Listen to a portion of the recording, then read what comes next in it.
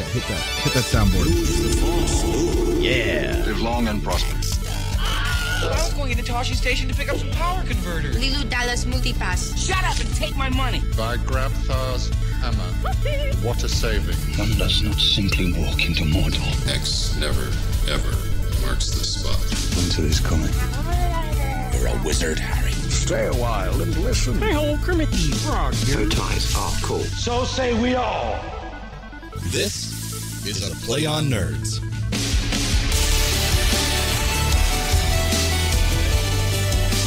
Woo! Yeah. Welcome, ladies and gentlemen, to episode 111 of A Play on Nerds. This is a very special episode because the next time we'll get to repeat numbers like that is episode 222, and that's a long way away. That is a long way away. Yeah. But yeah, I'm Steve. And I'm Jarman. And we're here to get you to 222. I hope so. But in the meantime, here's 111. Yes. What are we talking about this week? This week, in our continuing saga of going back and forth between Muppet movies, my passion, and Star Trek stuff, Jarman's passion, we are watching Star Trek 2009, the first of the rebooted JJ verse or Kelvin universe movies. And I'm excited to talk about it. But before that, it's been a long time since we talked. We took a little bit of time off for the holidays. How were your holidays? Good. I just been with family a little bit and for Christmas, did all that. And then, it's been before Christmas since we've talked, I guess. Yeah. And then just had a small family Christmas. It was really nice. Got some stuff to help the podcast for Christmas, which is great. Well, first I broke the microphone I've been using for years on this podcast.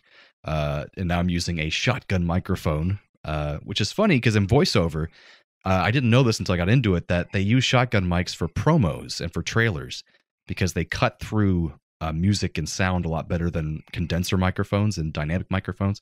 So it's like that long microphone you see them on film sets using. You talk right next to it. And that's what Don LaFontaine used for In a World, all that stuff. Because it builds your voice up. So it's interesting. We'll see how it sounds in the final product. But then I also got a rising desk because I have a horrible back. And it hurts to sit for longer than like 30 minutes a lot of time. So my parents very nicely got me this desk that goes up and down. So you can sit down on it or you can make it go up and you can stand at the desk. So I had to kind of rewire everything. And so I could clean up my wires and make it so they can go up and down without getting tangled. But that's a lot of fun. And a wonderful Stream Deck, which is made by Elgato. It's a little thing that has a lot of buttons on it that are LED lights so you can change the pictures in the buttons and play sound effects. Oh, cool. And so it's so easy for me to play all our intros and all our stuff. And you can also change the volume on screen so I don't have to reach over anymore to turn down the intro. I didn't have to grow a longer arm. So that's great. But then New Year's just had some friends over and got to see old friend of the show and old friend of ours, Patrick, and his wife and baby came over to Orlando and spent the New Year's with me. With some other friends and such. And so that was a lot of fun. And his baby's adorable. Well, sounds like you had a good New Year. Absolutely. So what'd you do for the holidays? For the holidays, man, we traveled to Pittsburgh on an airplane with a 2-year-old. Oh, all the way to Pennsylvania. Man, yeah. She did really well considering. Only a couple freakouts. We had to get her own seat this time, which I could not imagine having that child be on one of us for a whole 6 hours. Oh, God, yeah. I just can't even imagine. She is so big now. Yeah, she's walking around and everything.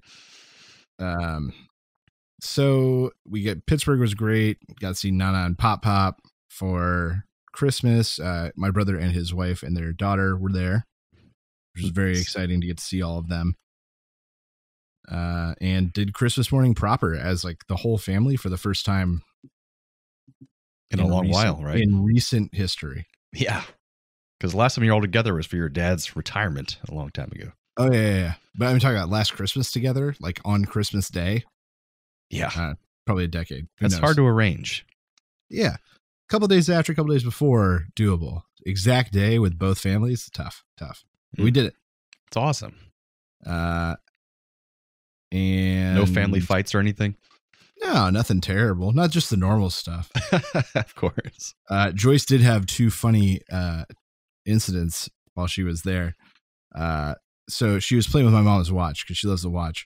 And apparently she turned on the SOS mode, which calls EMT, emergency services. Oh, no. So she played with the watch. My mom thought she shut it off, put it in a drawer, hops in the shower. 20 minutes later, knock on the door. My dad says, come in, thinking that it's Anna and I back for the evening. Nope. 2 EMTs asking if anyone's dying. Oh, God. So my parents call me in a panic, turn it off, make sure it's not going to happen again. I tell them just turn everything off till I get home. I check. Nothing crazy happened. I couldn't figure it out. And so then the next day we're in the truck with them, and my mom, all of a sudden the SOS mode on her watch starts going off again. And I look, and like the kid is nowhere near it. Nothing's happening. So it turns out my mom was flexing her wrist in such a way that it was holding the side button down. And when you hold it down for 5 seconds, it initiates a countdown and then calls EMS. God. So we turned that feature off. Is this the Apple Watch? Yeah, this is the Apple Watch. I got that for Christmas too. Ooh. From the girlfriend. Ooh. I didn't know if you held down the button for 5 seconds it called EMTs. Yeah, some combination thereof, but it was simple enough that she did it with her wrist, and I was just ashamed of her for blaming it on the baby. She wasn't anywhere near that this time. No, not this time. I was like, what did you do? That's really funny. But yeah, and then we flew back incident free. It was pretty good. And what about New Year's? Were you there for New Year's as well? No, we came home. We spent New Year's at home. Anna got sick in Pittsburgh. Oh, I got sick. Like I was coming off of that last sickness. So we were just in no mood to go anywhere. Plus we had just spent like 12 hours like flying the last day, traveling day. So we went, we got food. We made a big thing of soup. We ate soup. We Much watched needed. movies. Like, we didn't do anything major. Nice. And the first was Anna's birthday. That's right. I wished her happy birthday on Facebook. Yeah. I don't think she goes on there very much. No, it's pretty rare. Yeah. Nothing wrong with that. Oh, yeah. Well, that sounds like we both had a pretty decent time. That's right. Except for all the work I'm doing. I don't have any time to go to the gym anymore. But I'm still losing weight little by little by just eating no garbage whatsoever. And it's terrible. And I miss carbs a lot. And just eating salads, chicken, and fish, and broccoli. Carbs are awesome, man. Oh, I miss them so much. They just are. I'm trying to be better too, but like I still have my roll with my soup every day at lunch. I mean, that's one bit of carbs, not that bad. Yeah. And I just have no time to work out because I'm working like 12-hour days, so it's been pretty rough. My wrists and my mind hurt. To all of you that do manual labor 12 hours a day, yeah, you have it worse, but it's still mentally taxing to be doing one thing for 12 hours. But anyways, yeah. So I think we have a new section in our show to talk about. That's right. Do you want to introduce this new segment? I'm going to call it the Fool's Forge. The Fool's Forge. We'll workshop that, but it's we've been talking a lot about D&D. Oh, that might be a taken name. That's a taken name. Oh, okay. I okay. can't use Fool's Forge. I'm sure you're great guys. But the idea is I'm going to take characters that you know and love and try to recreate them in Dungeons & Dragons. And here's our new theme music that we did not write. Let the Dungeons and the Dragons begin. It's D&D. Fighting with the legends of yore. It's D&D. Yeah. Okay, so the idea is I want you guys, our audience, to give me suggestions on characters to make. Favorite characters from your favorite movies, TV shows, and I'll do my best. This week, I started thinking about what it would mean to make a super spy. Like the ultimate spy. Now, mind you, not all these characters are very playable. I'll be very open about that. And not all of them are ones I would be excited to play, but I was trying to figure out how to build like a James Bond or like super infiltrator spy. So you start off with the charlatan background. Most importantly for this background, you get a fake identity that is backed up with contacts and papers. And we should say for people that don't know much about the 5th edition of D&D that they have a new thing now. In addition to your class and your race, you can choose a background within your class. And so what kind of rogue are you? What kind of warrior are you? It kind of customizes you even more in a fun way and gives you kind of little traits and abilities that you can use within little your bonuses class. that have direct or indirect effects. So charlatan background, because you get this fake identity. Right. Along with a couple other nice things, you get a fake identity, and that's killer. So then you choose Warlock. And I know it doesn't seem obvious, but you choose Warlock. Take 2 levels in Warlock. because you want those sweet, sweet Eldritch invocations. Eldritch invitations? Invocations. Oh. And they are what flavor warlocks play. Most people use them towards damage and Eldritch Blast and stuff like that, but we're not taking those spells, so it doesn't matter. That's not what this is about. So you're there for Mask of Many Faces and Armor of Shadows. Mask of Many Faces, you can cast Disguise Self voluntarily as many times as you want without casting a spell. Yeah. That's a lot. Yeah, that's incredible. Change at will. Pair that with a high charisma character and you can do almost anything. Armor of Shadows, because it gives you 13 AC plus your dexterity bonus. You're going to be a pretty high dexterity character anyway, and it allows you to not have to wear armor or be encumbered while you're trying to do crazy spy stuff. That's important. So you're there for those 2 Eldritch Invocations. You're going to get a few other spells from Warlock, Charm Person, and maybe one other that'll help you out. That's not what you're there for. Then you move over to Rogue. You're going to pick up lock picking, sleight of hand.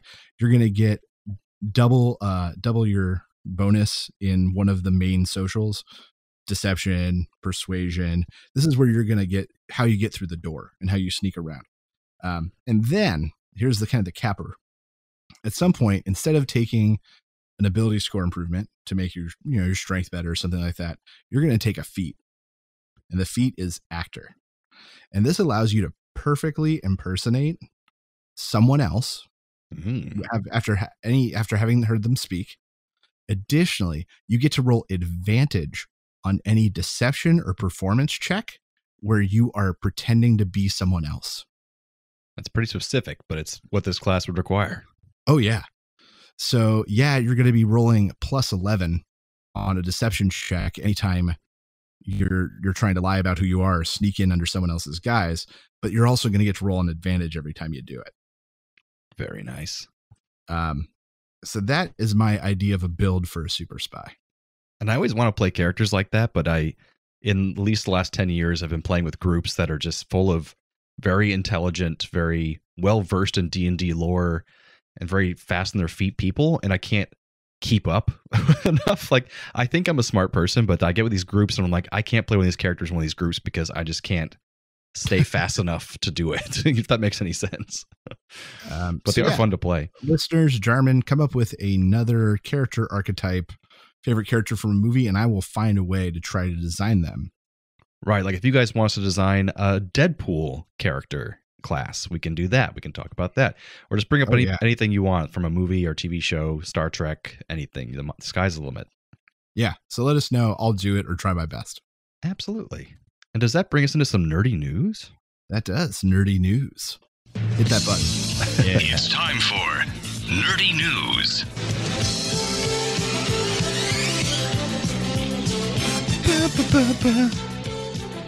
Oh, yeah. So I was looking for Star Trek news, and boy, did I find some. And I have to say, I looked at some Star Trek news as well, because a longtime listener and professional rocket scientist, Ian Cohen, that's right, he let me know that Star Trek 4 may have something going on, and you're going to talk about that now, I guess. Yeah, Star Trek 4 is on the ropes. So apparently the original script in some way involved elements of time travel or different timelines, being that they had approached both Chris Pine and Chris Hemsworth, who played his father in the first film, George Kirk, to both be in the movie. And they didn't give them the money they wanted, and both actors walked. Neither of them were contractually obligated, and they both walked. It's crazy. So they still had some other characters. They have some other production staff on board. But unfortunately, S.J. Clarkson, director of a lot of big TV, The Defenders, House, Dexter, Bait Motel, Orange is the New Black, Jessica Jones, S.J. Clarkson has gone off the project to go and direct the pilot episode of the Game of Thrones prequel for HBO. And I'm assuming probably more involved with that show going forward too. So she'll be busy. Oh yeah. When they bring on directors, it's typically for 2 or 3 episodes. Yeah. Star Trek 4, not looking great. And initially, even after the negotiations were falling through, they're like, well, we're going to keep working at it. And there was talk of a Tarantino-directed Star Trek film with maybe the same actors. None of it made any sense. It's still under discussion, supposedly, but the last official news of the project was over a year ago at this point. Yeah, it's rough. I mean, I'm okay with it though, because CBS is running wild with Star Trek shows going forward. So, oh yeah, the fans are going to get their fill, and they'll probably get more accurate Star Trek going forward. So all the fans who were pissed off that this film series was just too action packed and stuff, they're going to get more, TV versions of this show. So it's good. It's not bad. It's just kind of sad we'll never see those versions of the characters again. At least not all of them. Yeah, they'll be old by the time they do it though. We'll have Fat Kirk again. Dude, but that's where we could get a Sulu show with Cho in it. That's true. I wouldn't mind that. That would be awesome. Love me some John Cho. Like, there are characters left. What was that? Oh, there are characters left. Left. Like, think about like Bones, but not the Bones you're thinking of. And then there's no Chekhov because he died. Yeah, he did pass. Yeah. It's terribly sad. Well, anyways. Yeah, we'll see. But no, the fourth movie is not looking good. And I have some space news, not Star Trek directly, but it's still space related. They're in the same area. Exactly. So on January 3rd, China's Chang'e 4 lander landed on the south pole of the Attican Basin area of the moon, which is the first ever landing of a spacecraft from Earth on the dark side of the moon. Ooh. So this is some big stuff. And China has had this under wraps for a long time. They mentioned a long time ago they might be doing this project, but we heard nothing else about it until it's basically happened already. So it was crazy. And it's weird to think about that so many countries can go to space if they want to, and we can't tell them not to. So it's just that they're doing it on their own time. So the first few pictures from the dark side of the moon are already out from that lander, which is pretty crazy. They bounce off a satellite, then it comes back down to us. That's cool. And they aren't very interesting so far. Kind of just, gravel, moon dust. But the weird thing is that they're bringing stuff to plant a garden on the dark side of the moon, which will include cotton, potato, rapeseed. I don't know what rapeseed is, but it sounds like a horror movie. Yeast and flowering plant called Arabidopsis, which may produce the first flower to grow on the moon. Arabidopsis. Bibbidi boppity boo, I love Arabidopsis. Well, this sounds like a terrible idea of like a horror film, putting all these weird plants and stuff on the moon and just seeing what happens and what grows with the radiation out there. This is literally the plot of Red Planet. If you remember the review.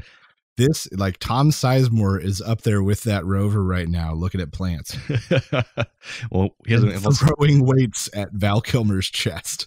Tom Sizemore has something else to do, so that's probably fine. He's not busy, certainly. No. Not since The Relic. Yeah, that was a long time ago. Wasn't that Mira Sorvino? Yeah, that sounds right.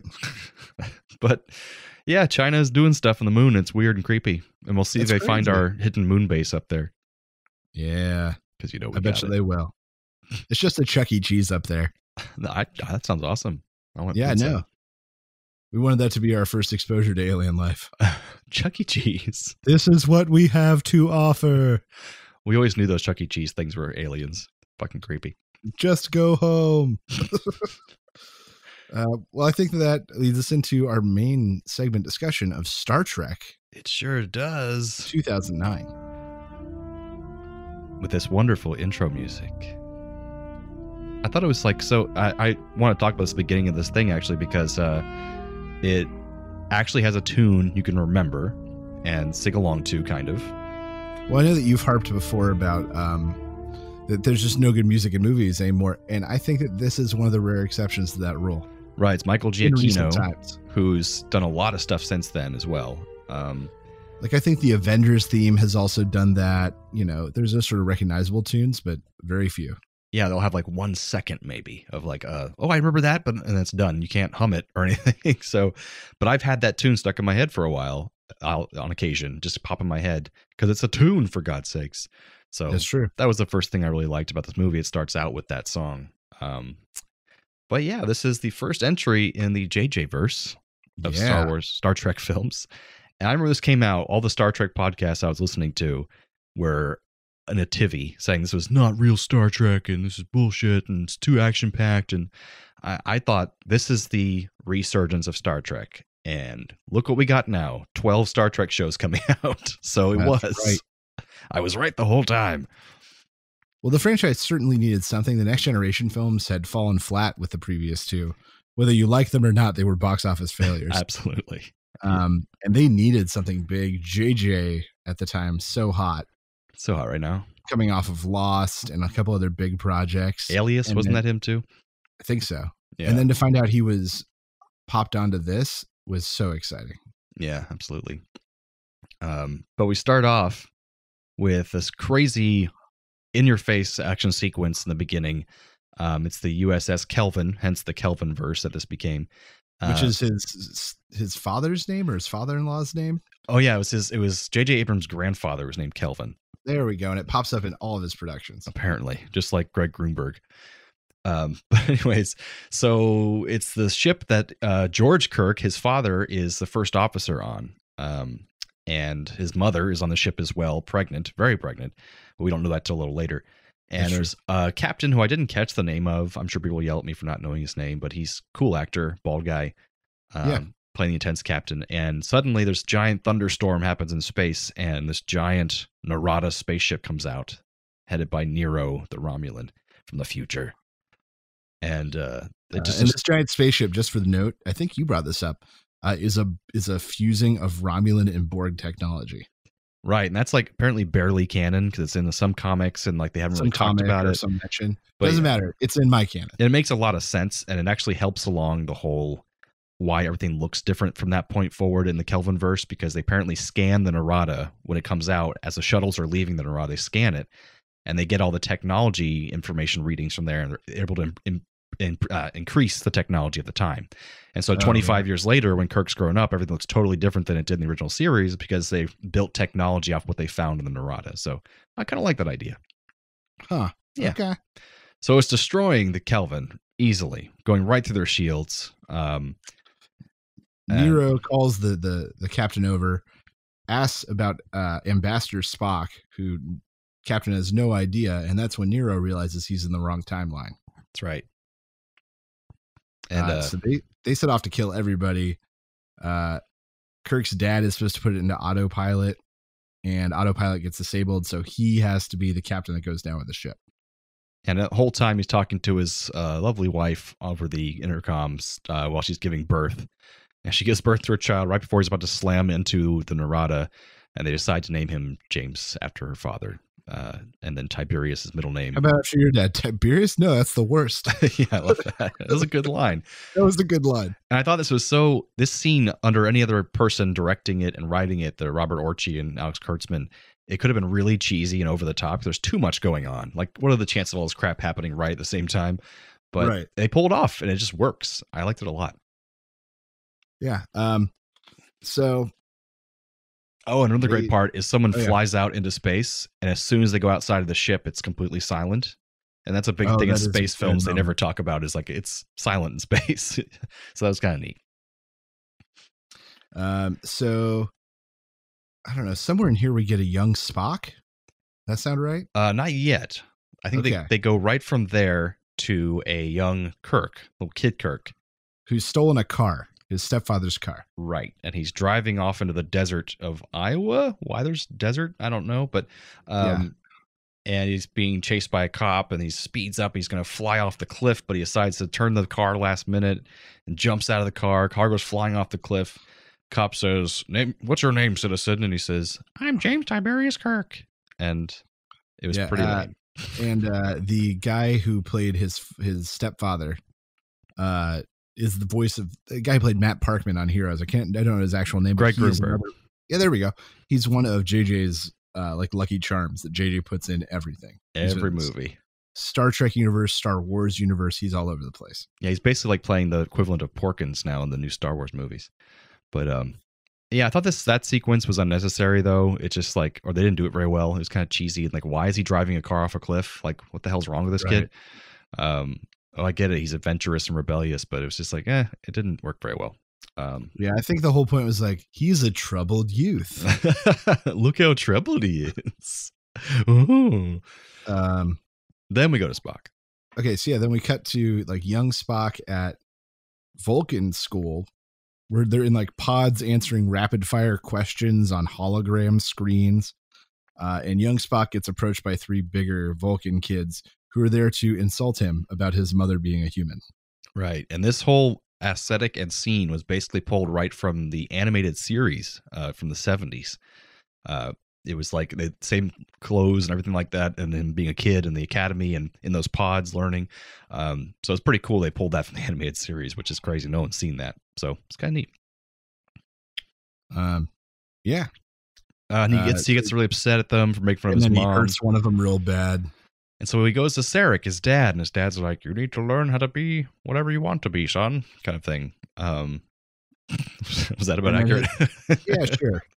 And then we get some sort of scene with his mom, Winona Ryder, or I don't know. Yeah, there's this whole thing about him being ashamed of his human side, but still loving his mother, and blah blah blah. And he was saying, and they kind of transitioned him being an adult, saying that he's going to go to the Science Academy. And he's like, should I do this? And should I also go through Kolinar and get rid of all my emotions? And she says, well, whatever you do, I will love you and support you. And just kind of develops their you'll always be my son loving relationship, which is nice. Yeah, it was a nice moment. And I think ultimately what led him to turn down the Science Academy, because he was the first Vulcan in history, but because he is half human, their record remains untarnished. Exactly. I thought that was good. And you get to see like defiant Spock, which was fun. Yeah. You don't get to see that Spock often.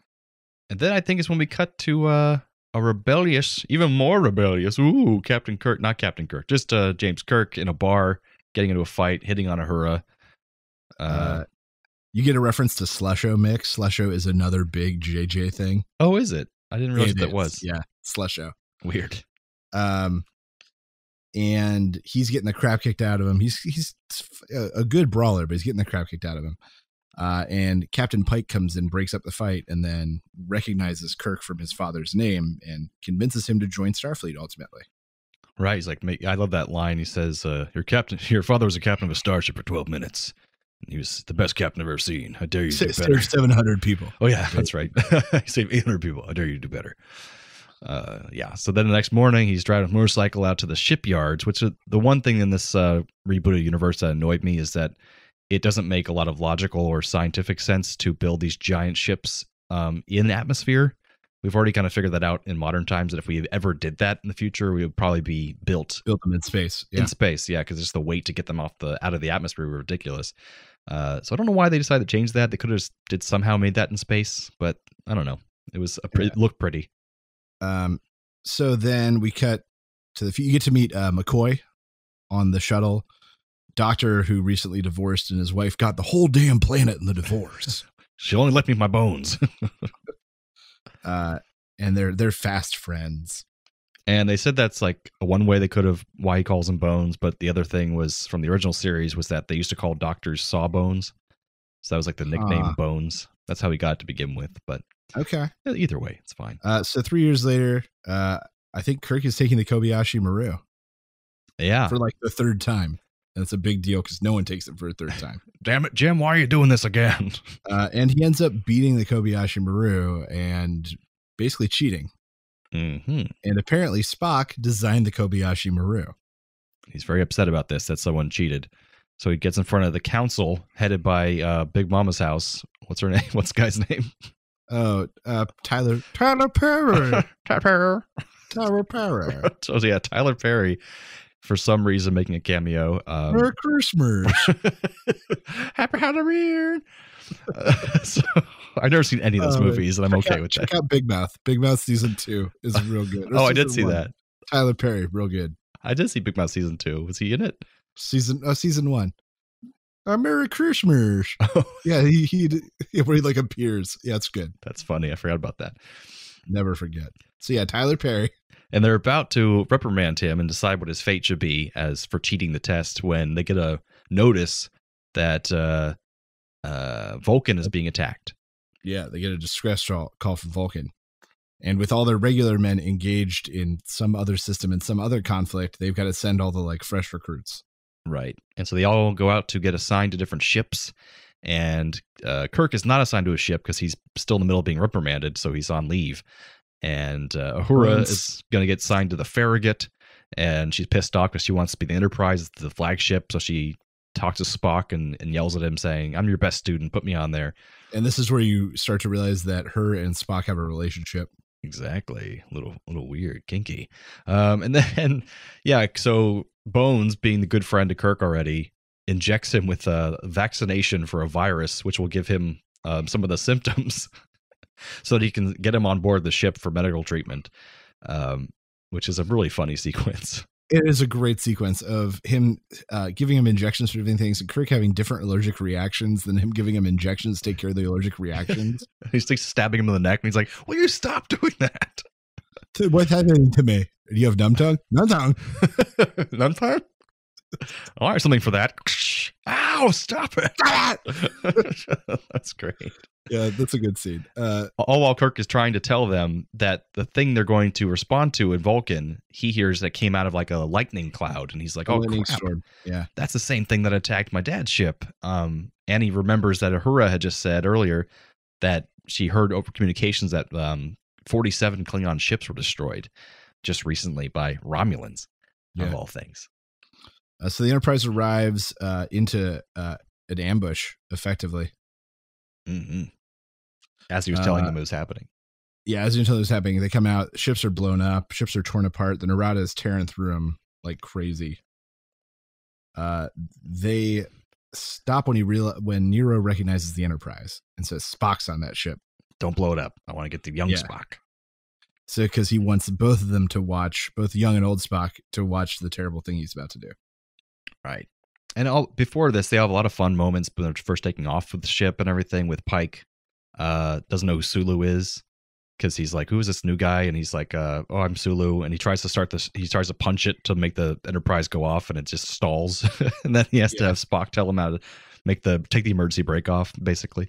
And then Chekhov's shipwide announcement was hilarious. He tries to start to open the shipwide announcement. He's like giving the code. And he's like trying to say word. It's just, I don't know. It's a great little moments here and there that are just comedic, but still a serious movie overall. So the Romulans are drilling into the core of Vulcan with this big hanging drill thing. And it's also somehow blocking people from beaming up and down. So Captain Pike, because he has been summoned to go over to the Narada, just like the last captain who went over and died like a punk, he uses the opportunity to let 3 people make a jump down to the drill to try to disable it. And that's Kirk, Sulu, and Red Olsen? Shirt. Yeah. Olsen. And I missed this joke the first few times I've seen this movie. I don't remember this happening, but how he's like, "Are you prepared for this?" And the guy Olsen's like, "Oh yeah, I'm ready to kill some Romulans." And then he's wearing completely a red outfit, which means he's going to die. Yeah. I never got that for some reason. It's a good reference. Yeah. So they dive for it. It's a great scene. Olsen dies because he's foolhardy and doesn't pull his chute. Kirk lands hard. Sulu lands over the edge, makes way back. They start trying to figure out how to destroy this drill, and then all of a sudden Romulans pop out, and they have this great fight scene. Very much like Indiana Jones fighting around that prop helicopter thing or prop plane. Oh yeah, the big heat pillars that keep popping up. Yeah, it felt a lot like that fight scene. It was pretty cool. Ultimately, they are victorious. They have to jump off, but Sulu lost his chute. A great scene where Chekhov is trying to beam them up while they're falling. Yeah, just barely makes it. I can do this. And like him running, a great moment. And meanwhile, Spock it finds out what exactly they're doing with this drill, which is that they're going to try to blow up the whole planet with a small black hole with this red matter. So he has to beam down to the planet quickly to get the High Council of the Vulcans, so at least that the memory of Vulcan history can be remembered. Right. And of course, save his parents. That's part of the inspiration because they're on the High Council. So he runs down there, gets them, about to beam out, but at the last moment, the ground falls between Winona Ryder, so she falls to her death, and the rest of them are beamed up to the ship. So he's sad. Yeah. So meanwhile, back on the Enterprise, Vulcan implodes. Boom. The entire planet is gone. Kirk goes and challenges Spock because Spock says that they need to go back and rally with Starfleet. And Kirk says they need to go after Nero. They fight and they fight. They fight and they fight. Ultimately, it gets physical, and Spock puts Kirk down with a neck and Vulcan nerve pinch. Mm-hmm. I think, yes, Vulcan nerve pinch, and sends him down to a planet to die. Basically, well, he says, "Get this man off my ship," and he shoots him down to a planet that he knows has a Starfleet base on it, but he shoots them way far away from, like 14 miles away from the base. And the pod even says, "This is a dangerous planet. Do not get off this craft. Wait for help to come later." Yeah. So he gets out, and I felt was very much JJ trying to have a Star Wars moment before he got Star Wars, because it's like ice planet, and there's these creatures and stuff, and he's running around in the parka just like in Star Wars. So it felt very reminiscent of that. So Kirk is wandering. He gets chased by a big beast and then an even bigger beast. He goes into a cave, and suddenly he is saved by a stranger with a torch, and it's old Spock. Hello. And he's there to explain the rest of the plot. James Tiberius Kirk. And he explains basically in a very slapdash manner. I've seen this movie like 6 times, maybe more, and it's not quite clear the timeline of things that were happening. So in the future, he was sent to save Romulus using the red matter, which was going to offset the explosion of a star close to them. That would destroy their whole he didn't get there in galaxy or time. something. He didn't get there in time. So it destroys Romulus, but Nero witnesses it, goes insane. He's running a big corporate drilling operation, basically. Right. He goes after Spock. Spock hops through a wormhole, a time hole. That's created because the sun and the red matter colliding or whatever. Nero pops in after him, and then that is where Nero came out in the timeline. So the confusing part is that Nero is just part of a mining operation, a mining ship, the Narada. Yes. The thing is that which is confusing, is that Spock gets there just in time. He can't save Romulus, but he's there, and he gets rid of the imploding sun with the red matter before it takes the rest of the solar system, and Vulcan included. But so I'm guessing that the Narada was just there watching that at the time and saw that happen, and so chases after him. But then why does the Narada have all these upgrades that it wouldn't have had if it was just a mining ship? At some point, they do talk about how Nero, in the time between, did upgrade their weapons. But how would he get Borg technology in the past? Oh, there was something I read that they said that he did go to V'ger, actually. While in that 25-year gap between when he gets stuck in the past, he finds V'ger somehow, but he would have had to find it with the Borg technology that was on. None of it makes sense. That's what I'm saying. It doesn't make. Well, no, he brought Borg technology back from the future, where Romulans had recovered some of it.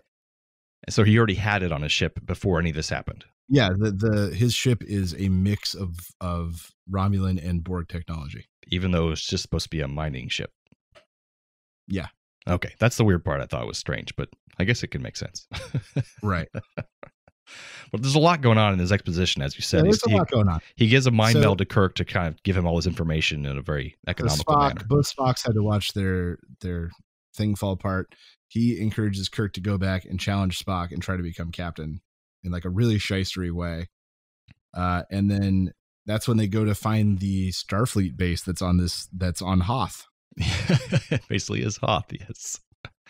And when they get there, they find this little green dude who's adorable, and he is working with Montgomery Scotty at this base. Scott, who has been basically abandoned at this base because he disappeared. Admiral Archer, who is the character from Enterprise, right?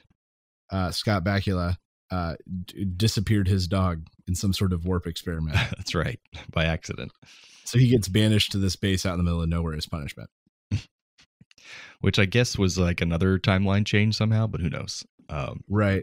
And so that's when Spock like breaks all the rules and reveals transwarp beaming. Which apparently Scotty comes up with on his own later on in his timeline, but he's just kind of speeding up the process a little bit here. Well, and I thought that was possibly a funny throwback to Scotty in Star Trek 4, when he reveals clear aluminum, and he's like, "How do we know he's not the guy who invented it?" Exactly. I love that.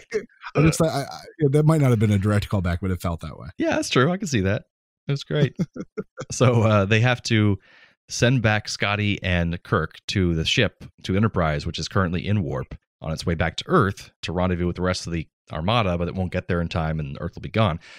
So he beams back on the ship, but Scotty gets stuck in one of the tubes in engineering, Water pipe, yeah. which is funny because it was filmed in a Budweiser brewery, a former Budweiser brewery, and that's like one of the water tubes. And he gets them out, and they finally get to the bridge, taken there by security, and he confronts Spock in the way that old Spock wanted him to, which is to get the emotions out of him because he has to be really sad. Yeah, and that way he compromises himself and he can't be captain. And since Pike made Kirk the first officer slapdashedly for some reason, that would make Kirk captain. So he's captain now. I'm the captain. That's right. Yeah. So then he changes course and makes them so they hide behind Saturn to get a backwards view of the Narada, but be close enough to where they can beam onto the ship without them knowing and kind of sabotage it. So yeah. Spock in the meantime has a heart-to-heart with his dad. They're both obviously sad about his mother's death, and that's when Spock decides to do the right thing and help Kirk. Yep, and they beam onto the Narada together. They're supposed to go to a nice secluded place, but they end up going right in the middle of all the Romulans working on the ship, and they have to fight their way through them. And where does Spock go? Oh, Spock goes to the old, what do they call it? The squid? What do they call that craft? I don't know. Old Spock's ship that the Narada captured. Right. And has all the red matter on it, containment unit. And so he escapes with that to stop the drilling platform from destroying Earth. And this is where it reminded me that both in Vulcan and on Earth, you see no orbital platforms, no defensive measures for these planets. Where's like their entire defense of Earth and Vulcan? That's true. The sky's just clear. There's nobody there trying to stop this at all. Like, that doesn't make any sense. That's very true. Maybe we'll see in the future movies. I know the same thing happens with Khan. He comes back and like tries to destroy part of Earth too. And I think there are defensive things there. So maybe they learn from their mistake of not having any defenses on Earth whatsoever. Yeah, possibly. Anyways. So yeah, he breaks the platform thing. He kills Nero's second in command. They rescue Admiral Pike. And Spock, meanwhile, has stolen the ship. He crashes his ship with the red matter. This is young Spock stealing old Spock's ship, crashes it with red matter into the Narada, and it just suctions in on itself. But then it kind of creates a new black hole in the process, like right in the middle of the ship. So the ship's kind of going through a black hole, but also like being destroyed. But they're kind of worried that it's, it might go through a black hole and go somewhere else. So they just fire everything onto it and just blow the hell out of it. In the end, Kirk offers for Nero to surrender. Nero says absolutely not, and Kirk kills him. There's a fun moment where he says, Spock's like, "Why would you offer him peace?" And he's like, "I thought it would look good. I thought it was what you'd want me to do." And he's like, "Not this time," which I thought was a good moment. Kirk back at Starfleet, day is saved. He gets promoted to captain. Captain Pike gets promoted to admiral. He's in a wheelchair. It was a throwback to the original series. And young Spock meets old Spock. He thinks it's his father at first, but he turns around, it's old Spock. And he's like, "There's too few of us for me not to talk to you. I am not our father. I am not our father." But he says, and young Spock really wants to go help the resettlement of Vulcan. But he says, "Well, you can do that and be in Starfleet at the same time because there's two of us." He's like, "And I'm going to take care of the resettling. Yeah. You stay with Starfleet." So Spock becomes first officer to Kirk, and they set off on their next mission. Right. And one other big problem I have with these films is the way it's set up.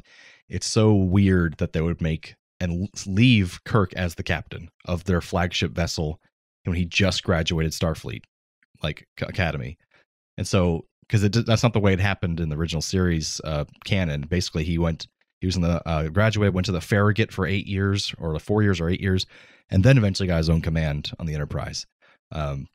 So this makes little to no sense. They would have give him a promotion. Maybe he'll start off as lieutenant or something, but he went straight to captain and stayed there. A little weird, but hey, we're going with it because it's the movies, and why not? That's right. Because why not? Overall, highly enjoyable. I thought did a very good job of rebooting the franchise while being respectful of what had come before it. Right. I think so. And it's just that it needed to be more action-packed because it's a movie. And all the other movies were more action-packed than the TV show just because it's a movie. You have to be. I feel like the pendulum really swung on that with Wrath of Khan being, or what's the next one? Oh, Into Darkness. Into Darkness. Into Darkness. Just so action heavy. Just so incredibly action heavy. A little too much, yeah.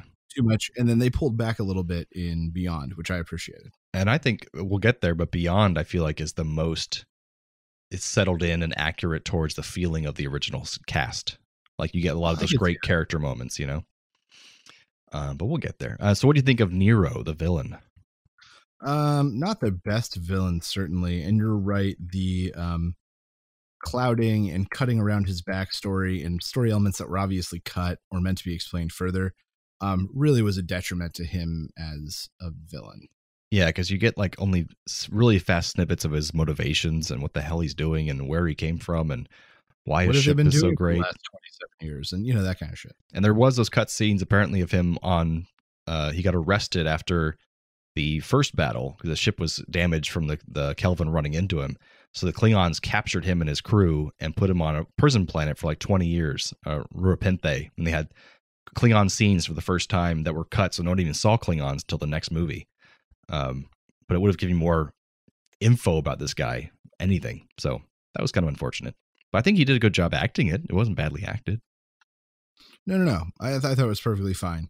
Khan was probably in my opinion, the best villain of the three. Yeah, the most fleshed out. It's just a weird casting choice. Oh, definitely weird casting choice. A little skinny British man to play a giant, genetically engineered Indian. Yeah, true. What? I mean, I agree they made a Spanish person play him before, and he's an Indian, but his name was Khan Singe or something like that. Khan Noonien Singh. Yeah. Yeah, there we go. But he still was just massive, Ricardo Montalban. But no, I'm excited for this. I'm excited for the next Muppet movie we're doing, which is Muppets. Yeah, I haven't seen this in theaters. I think we're finishing both of these franchises on good, strong notes. I agree. And there's a lot of trivia for this movie. There's too much to go through. So do it on your own time. To go to IMDb, it's just there was a list and list and list because I think there's just been so many commentaries. The newer these movies are, the more stuff there is to find on them. There wasn't much for Muppet Wizard of Oz, but there's a lot for this one. Sure. So enjoy that, folks. And that takes us into a Would You Rather. Oh, does it? It does. Would you rather? All right. So we got 3 quick Would You Rathers for Jarman to consider. I like it. Would you rather talk like Yoda or breathe like Vader? Talk like Yoda, because at least I would leave room for some voiceover jobs. If I had breathed like Darth Vader, I'd be screwed. See, I think breathe like Darth Vader, nobody could stand to be around you. That too. Imagine sitting next to Darth Vader at a movie. Oh, God. Can you turn that down? No. It helps me breathe.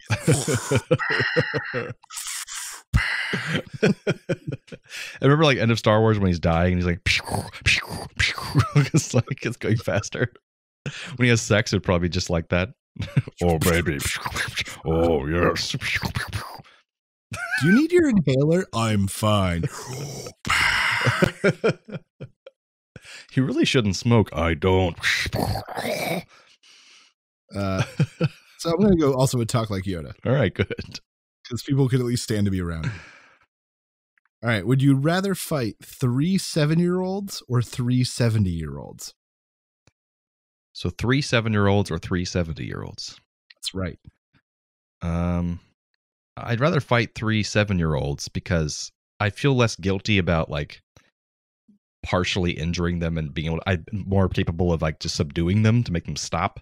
Whereas True. if I had to really injure some 70-year-olds, I just feel really guilty. Yeah, like if you knock one of them down, they're not getting up. I know that hip is gone. Forever shattered, 7-year-olds have time to heal. 7-year-old, you break their hip, they'll be like fine the next week. So that's right. I would also go 7-year-olds just because I think one good punch would lay each one out. And there are some like impressive 70-year-olds. So. Yeah, that's true. They can grow old pretty fast. Okay, so would you rather eat Taco Bell until you vomit or eat McDonald's until you vomit? McDonald's easy. I don't want to put Taco Bell in my mouth in any regard. I hate Taco Bell. Taco Bell I think I prefer, but the thought of like spicy coming back up versus McDonald's, which is all just bland nothing. That's true. And like in sauce, like I think I could do McDonald's much easier. Yes. That's terrible. Yeah. And with that leads us into some trailer reviews. Think on those, folks. Seamless transitions. Here at A Play on Nerds, we have spent years refining our exclusive trailer rating system. At the low end of the scale, we have Burn It, where we think you should find every copy you can get your hands on and throw it into a barrel fire. To burn it, Fahrenheit 451 style. And second from the bottom, we have We'll See. Maybe the trailer was too short. Maybe it was cut oddly. Or maybe we don't know what the hell we just watched.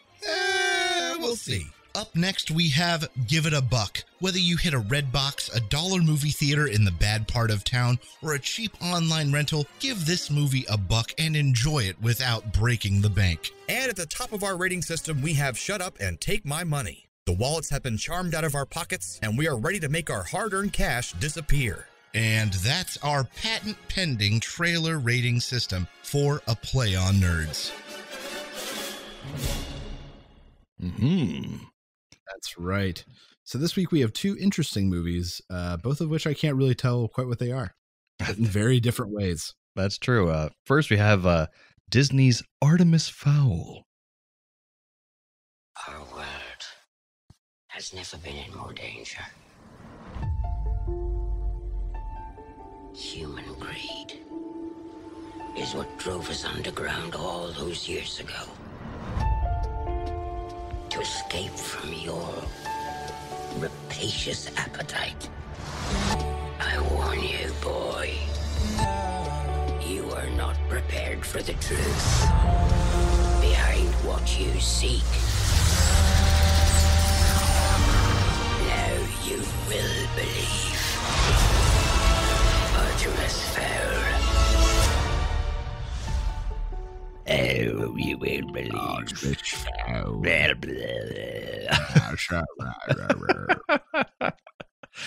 Oh I my don't God. know what this is. I'm guessing it's like fairies or forest folk or something with the way they're talking about being forced underground. Yeah, and in the trailer, you'll see lots of beautiful visuals of fantastical things mixed in with like modern day times. And the guy from Game of Thrones who played Zaronzon Doxos is an elf, maybe? Oh, I didn't see that. He's got blonde hair. He shoots a bow in the preview. I don't know. Black guy? Yeah. Oh, which one is that in Game of Thrones? Zaronzon Doxos, who Duck sauce? yeah, it's terrible.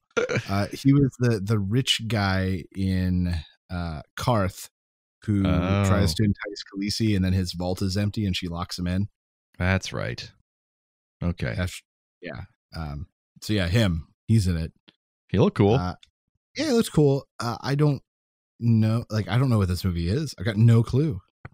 Yeah, it's just it looks like another adaptation of a young adult novel. I've heard the name before in the zeitgeist. Yeah, It's been around.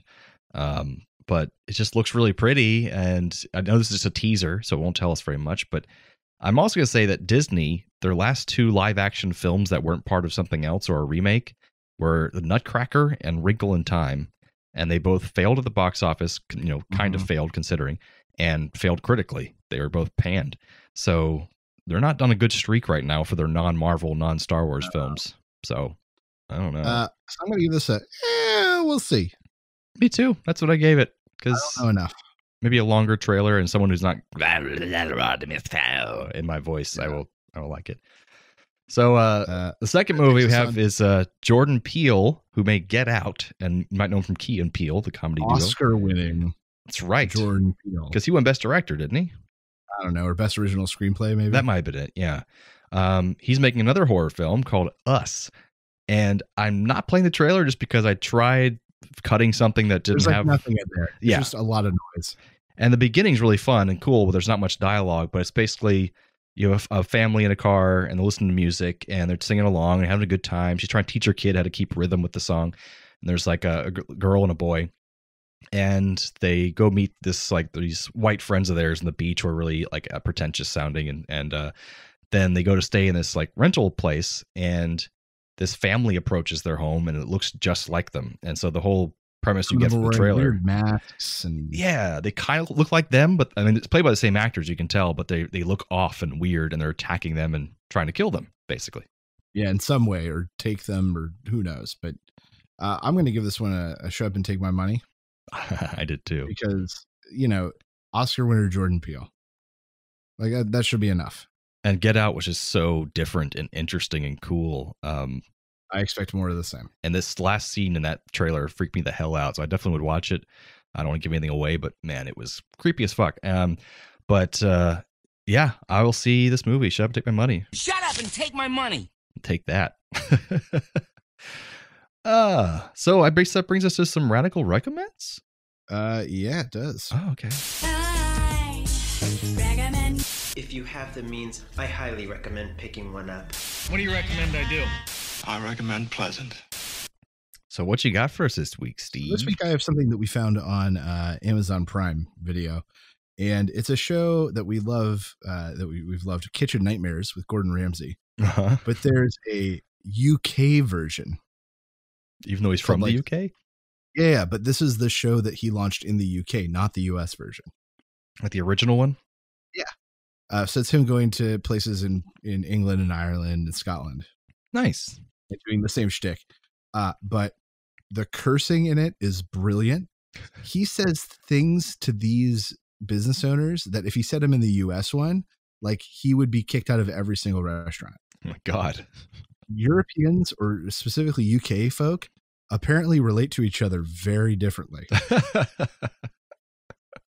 Well, especially the use of the C word, which we're not allowed to use in the United States, but they use that all the time in the UK, it seems. You're fucking having a piss. If you're not going to do this, you better go fuck off. That's right. You're stealing. You're terrible. You're a pig. And the guy's just like, yeah, I am. Yeah, I got to admit that. I understand. Yeah, all right. Yeah, absolutely. Yeah. I'm sorry. It's really weird. Kitchen Nightmares, the US version, is one that we used to watch with Joyce because it's pretty innocuous. We called it Gordon Yelling. Right. And there's a kids version too, isn't there? Well, that's I don't know. That's his cooking competition show. Right. But we can't watch Kitchen Nightmares UK with her because of the level of just language constantly. It's amazing. Yeah, she's going to be gathering that now, so she's old enough. Oh, she's definitely gathering that. Well, that's fun. Well, a lot of seasons of that? Like it's a collection from across 9 or 10 seasons. Oh, wow. Okay. That's crazy. Well, I have a return to Rack Recommends, that show that you wanted me to watch called Happy. Oh, yeah. I watched the 2 seasons that are out now. They're on Netflix as well. I don't know about in Canada and the UK, but it's ridiculous, over the top, cartoony levels of violence, but just also really laugh out loud funny in a lot of parts, about a serial killer, not a serial killer. He's a contract killer. He used to be a cop who needs to save a little girl because her imaginary friend, little unicorn, flying unicorn, played by Patton Oswalt, That's great. is trying to get him to come save this girl who's been kidnapped. And there's a lot more going on than that, but it's insane. There are a lot of supernatural elements mixed in with like hardcore police drama kind of elements. Mixed with Die Hard. Like, it's just basically insane. Yeah. So I return recommended that. Another show. I'm glad you checked it out. Yeah. And all my friends have watched this show, which it's hard for me to watch. This is the next one I'm talking about, which is shows that aren't any kind of genre at all. Like they're not fantasy or sci-fi or fantastical or horror, which is Glow. Everyone's been talking about it, and I never gave it a chance. I'm just like, let's watch at some point. But it just seems to happen to me a lot. I'll finally watch a show I was recommended for years that's not one of those genres, and it is really still amazing. Like this is The Wire. Same thing happened to me. I didn't watch The Wire for years because it doesn't interest me, and I watched it and it was riveting and fantastic to the end. Same thing with Breaking Bad. Didn't want to watch it for a long time. Didn't care. Finally watched it. It was amazing. And Glow, really, really good. I didn't expect it to be as funny as it was. I was laughing out loud a lot of it, mostly because the interaction between Mark Maron and all the female characters.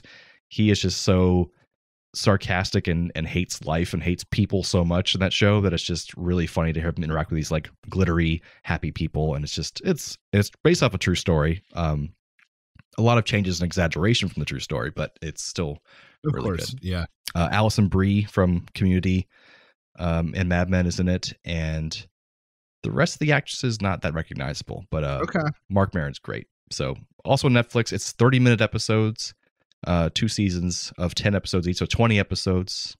You can knock it out in a couple days. Well, very cool. Yeah, there you go. Oh, by the way, I should say it's about female wrestling in the 80s. So that's what the plot of the show is.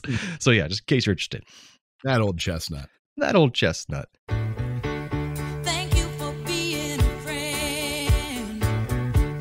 No, forget that. We don't have any thank yous. No thank yous this week. Instead, I have a scolding. A scolding? A scolding for Sean Vanderloo of Rest Robot Podcast tagged us and said, hey, we want to know what you think about this Muppet question. And well, I'll talk about this hypothetical Muppet question later. But while leading up to it, his co-host Josh said something that just rubbed me the wrong way. And his co-host Josh said that Sesame Street are not Muppets. And that's fine that he says that. And just like any of our listeners, he's okay being wrong. And really, he said it very snidely. And so that's my job when it comes to Muppet stuff. So we're going to get into it a little bit. We should say, so what happens at the end of Rusted Robot episodes is that Josh usually gives out a hypothetical. So a fun situation in sci-fi or fantasy. And he says, what would you do? Like one of the questions was if you could have any group of henchmen from any sci-fi fantasy TV show or movie, what group would you choose and why? So those kind of things. So I'll let you go on from there. So he claimed that Sesame Street characters and everything from Sesame Street and before are not Muppets. And that's just, it's, I could see why you would think that, but it's untrue. So the word Muppet was coined by Jim as early as 1955 and recorded on a television interview in 1960, where he explained that it was a mix between marionette and puppet, which was the type of puppet that he ran. Hand puppet with arm rods similar to a marionette. Muppet. This was also how he branded himself and his creations early in his career to set himself apart from other puppet things that were happening at the time. Right. But when he appeared on Ed Sullivan, it was Jim Henson's Muppets. When he appeared on SNL, it was with Jim Henson's Muppets. They are Muppets. When he was working with Children's Television Workshop, both in his biography and in On the Block, which is a book about the background of Sesame Street, they talk about the settling of the deal and that Jim Henson's Muppets would be coming to Children's Television Workshop, or Jim Henson's Muppets would be providing the entertainment. I see. They were Muppets.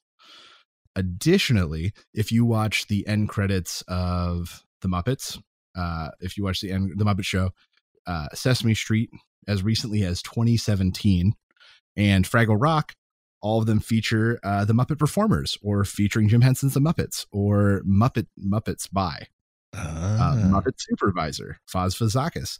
I've got screenshots of all of this because this guy is just so incredibly wrong.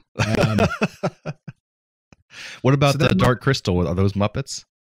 No, not technically. Okay, because they have people in them and stuff a lot of the time. Yeah, and now mind you, so then this is where the confusion comes in, is that there is a lot of separation now between the Muppets. We'll say like Muppets uppercase M and Muppets lowercase m. Gotcha.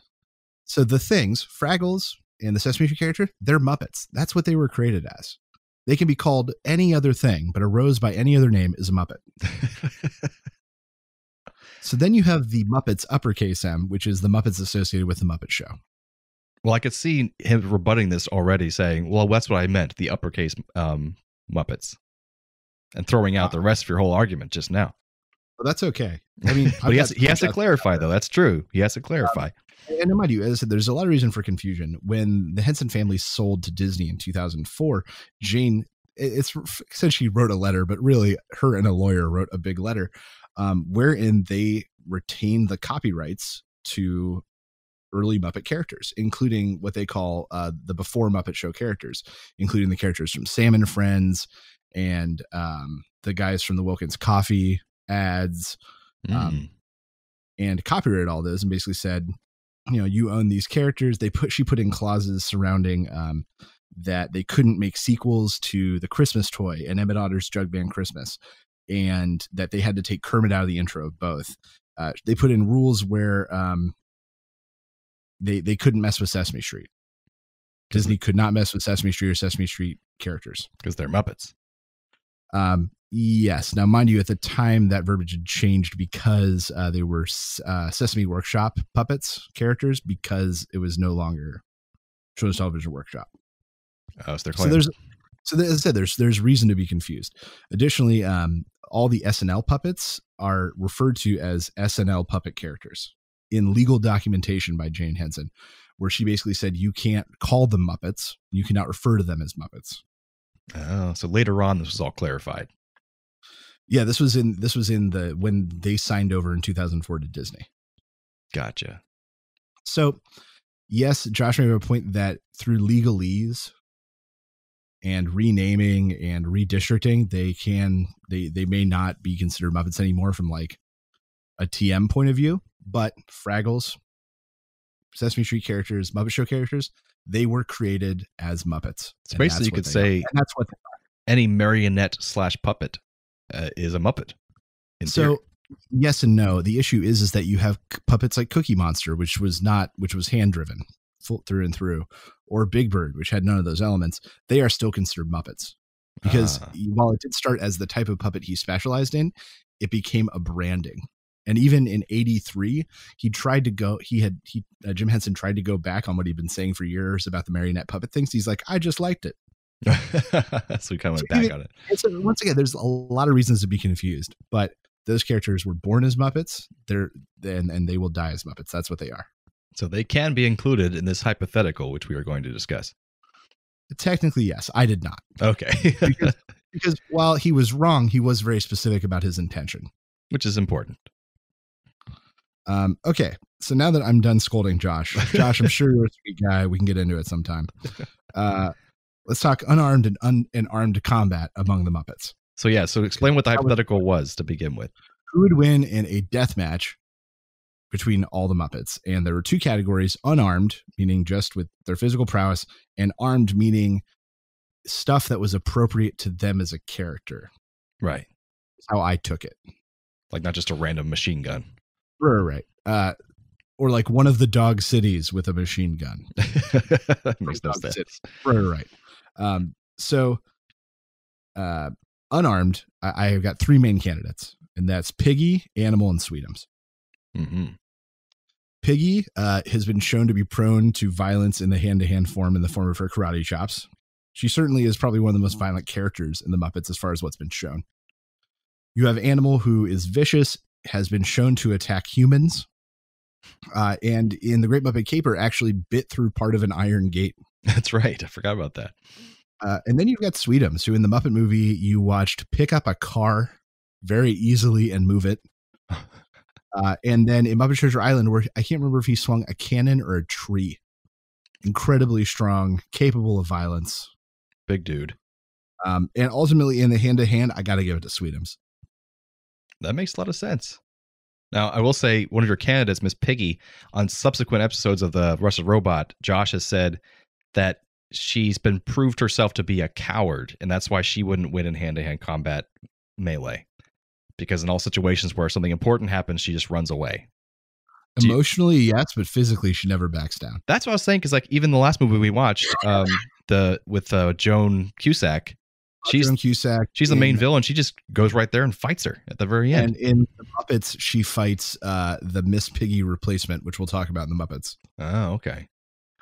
But I agree. Emotionally, she is the first to ditch, and we even talked about that in Very Merry Muppet Christmas, where she's like, "Nope, I'm out of here," and she runs out in the Muppet movie. I agree with that, but physically, she's always up for confrontation. Right. But still, you Sweetums. And now armed. So this is an interesting category because as far as like standard equipped, I think it comes down to three people. And that is Dr. Bunsen Honeydew, who does terrible, unspeakable things to his assistant on the regular when he's not even trying. Imagine what he could do to someone if he was trying to hurt them with his science. True.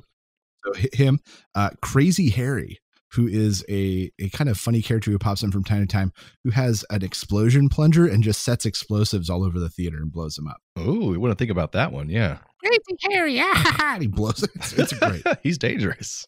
Oh, he's very dangerous. And then the Swedish Chef. Mm-hmm. The Swedish Chef is my winner. I think on the restaurant they brought up that, he's got access to kitchen utensils and pots and pans and knives. And that's not why I'm declaring him the winner. Mm-hmm. The reason I am declaring him the winner is because, yes, he has access to all those things, but he is one of very few Muppets that has real human hands. That's what creeped me out in the movie. I was like, has he always had human hands? To articulate things like rip out eyeballs, and really hold that knife while he's stabbing, Crazy Harry to death. So I am giving it to the Swedish Chef, not because of his arsenal, but because he has actual human hands. Now, they brought up in the also episode that he wouldn't win because he's too fumbly and he'd probably kill himself by accident or something, or hurt himself by accident. But has he ever been shown to hurt himself on any of the movies or TV shows? Yeah, I mean, there have been times where he boiled a pot or something and it blew up in the air and landed on his head. I could agree with the accident prone ship, I guess. But he does have human hands. He's got human hands. Like, that's a big deal in the Muppet world. He's got opposable thumbs, man. He can grip that knife. He doesn't have to put an arm down and put up a replacement arm that already has the knife taped into it. Yeah, that's true. That's true. You pick up a knife and stab you. Consequently, that's how I want to go. By stabbing by Swedish Chef? I just want the Swedish Chef to come at me with a knife. So, Josh, I'm sorry you're wrong. If you want to rebuke me, that's fine. But I've got lots and lots of screenshots from Fraggle Rock, Bear in the Big Blue House, Sesame Street from as early as 1967 and as late as 2017 that all say the Muppets. But we can see where your confusion would be. And it's the Sesame Street Muppets and later, but still Muppets. Well, there you have it, folks. That is our Muppet Talk to end the episode. And go listen to the Rusted Robot podcast if you haven't already. It's fun. It's a fun romp. Thank you for joining us. We'll be back next week with more fun, possibly a Muppets review, possibly something completely random. We don't even know yet. But we'll be back again very soon, and we love you guys. Thanks for tuning in. We'll keep coming back to be your nerdy co-hosts if you keep coming back to be our nerdy audience. Thanks again, Internet. Stay nerdy, my friends.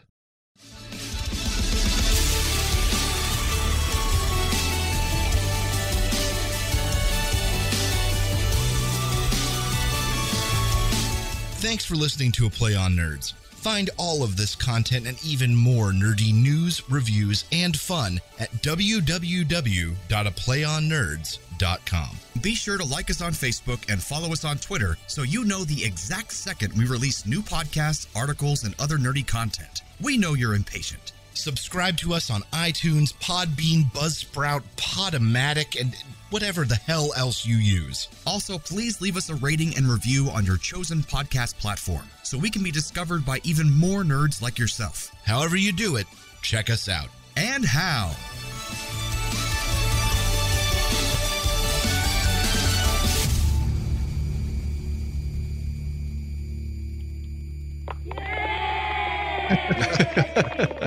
We did it. We did.